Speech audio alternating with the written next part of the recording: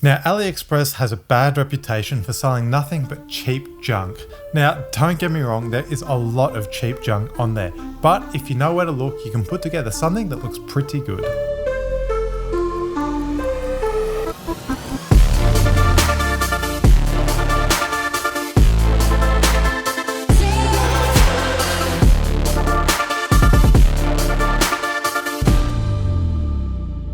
What is up everyone, I'm Jason from jb.watchmods, welcome back to the channel.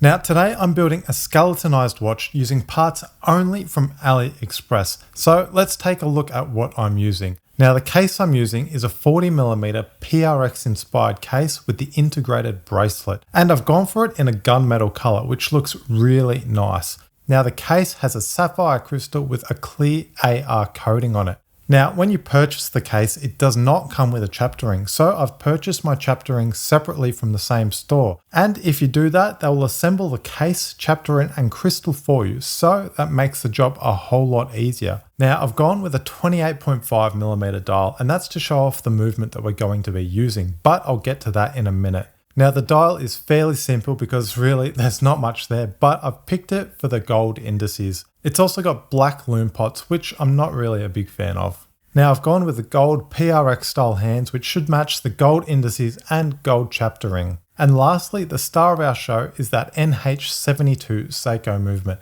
Now this is their skeletonized version of the NH35, and I've picked this in a gunmetal color as well. I think this color combination should come together really nicely. So with all of that said, let's jump into the build. Okay, so here is our movement, and it's an NH72 Seiko movement, which is the skeletonized version of their NH35.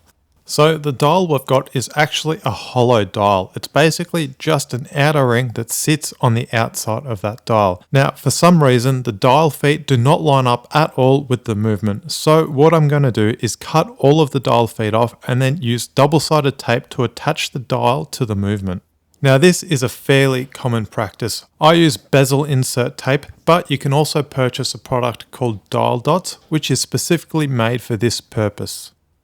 So I'm using my side cutters here just to try and cut those dial feet as flat as possible. But I'm always left with small nubs still on the back of the dial. So I get my Dremel and just sand them all nice and flush. If you don't have a Dremel, a small file does the trick perfectly.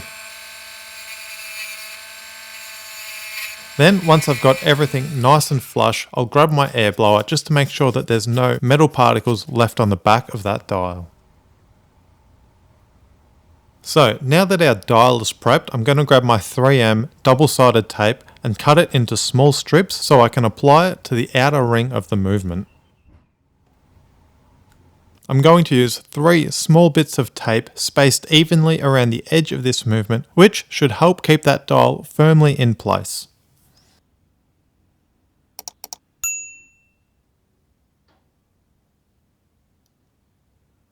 Now we can remove that protective layer and get ready to stick our dial down.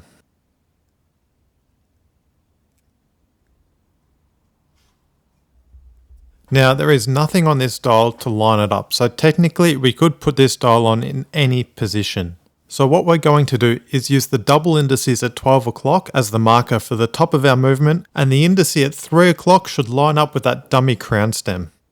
As long as we have that 3 o'clock indice lined up with the dummy crown stem and the dial centered on the movement, we should have it located in the perfect position. Then we can just apply a little bit of pressure to the dial and the movement just to pair the two together, and hopefully they won't come apart. When it's all fitted into the case, the dial should be sandwiched in between the chapter ring and the movement, so it shouldn't move. Now we can fit our handset. Now this is fairly straightforward on this movement, as there's no complications that we need to worry about, such as a day or date wheel. So we can pretty much go ahead and set these hands to 12 o'clock, and first up is our hour hand. Now I'm just using a small bit of Rodeco here to hold that hand in place while keeping a little bit of pressure on it with my hand press.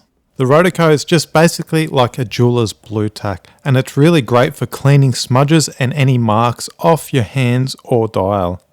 I also prefer to use the Rodeco for holding the hands, as I've used tweezers in the past and they have left small scratches on the hands. Now, the reason I went with this dial is because of those gold indices.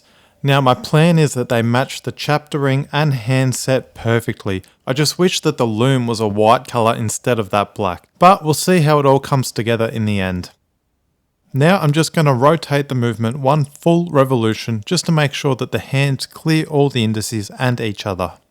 Once we've confirmed everything has the right amount of clearances, we can move on to our last hand, which is the second hand. Now I may make this look fairly easy, but if it is your first time, do not be disheartened. It is very tricky and takes a lot of practice to get right. Just make sure that you have good lighting and you can be at eye level with the movement. This makes things a lot easier. So now that we have our hands all fitted, we can remove our dummy crown stem. Now to do this, we push the crown stem all the way in, which reveals a small tab that needs to be depressed in order to pull that crown stem out. So now our dial and movement are all prepped and ready to fit to the case. So let's grab our case and start preparing that. Now first things first, we need to get this crystal absolutely spotless. So to do that, we'll grab our air blower and our lens pen to clean any dust or debris and fingerprints and smudges from this crystal. And once we're satisfied that that crystal is nice and clean, we can finally pair the movement with the case. So to do this, I sit my movement on my movement cushion and just place the case over the top of it. Once the case is located over that dial, we can flip it all over and press the movement down so it sits firmly into place. Now we can move on to the next step, which is cutting the crown stem to the correct length. So first, let's remove the crown from the case and grab our crown stem that would have come with the new movement that you purchased. Now, because I've done this just a few times, I cut the crown stem by eye, but if you're just starting out, that's not the method that I would recommend. Now ideally you want to measure how much needs to be trimmed before cutting by using a set of vernier calipers or a ruler. So now I'm going to test fit the crown after my first cut. So I'm going to screw the crown down as far as I can to see how it's looking. And you can see here we're still a few millimeters short from being able to screw the crown flush into that case. So let's take it out and try again.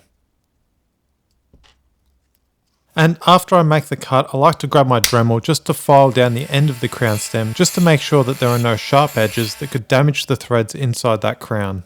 And I'm feeling pretty confident with the length, so I'm going to pop some Loctite on the threads just to make sure that that crown doesn't ever come loose without me wanting it to.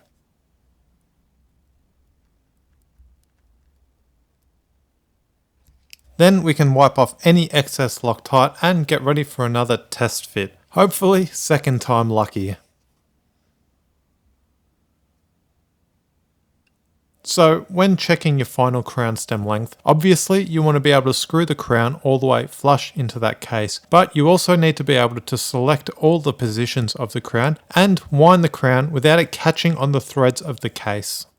And this one is looking pretty good. There's a nice bit of spring in the crown and it screws flush into that case. So let's move on to the last step in sealing this case up, which is fitting our case back. Now before we fit our case back, let's grab our case back gasket and lubricate it in some silicone. This will help the case back go on nice and smoothly without pinching that gasket and keep the water integrity of the case intact.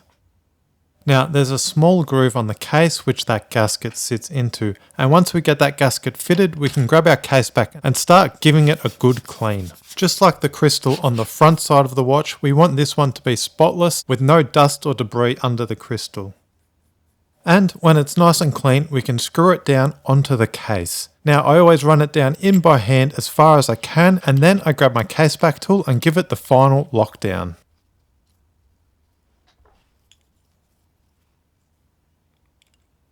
Now our watch is sealed up and we can move on to the final step, which is fitting the bracelet.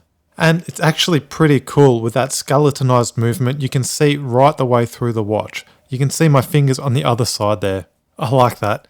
Alright, so let's remove the screws from the case so we can fit our bracelet. So we're using an integrated bracelet with a butterfly clasp, and it's actually pretty nice in that gunmetal color. And as a bonus, it is super easy to fit. One screw on each side and we are done.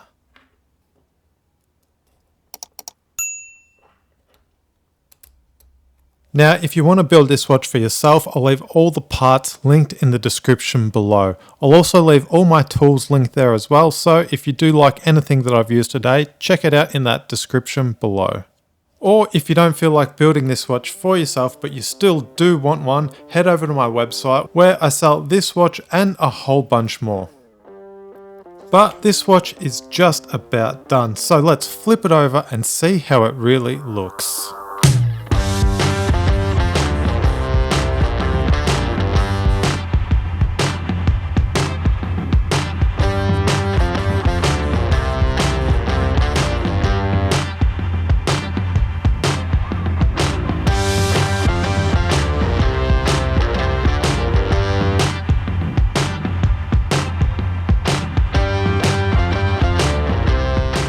And that is going to do it for today's build. I would love to know in the comment section below what you guys thought.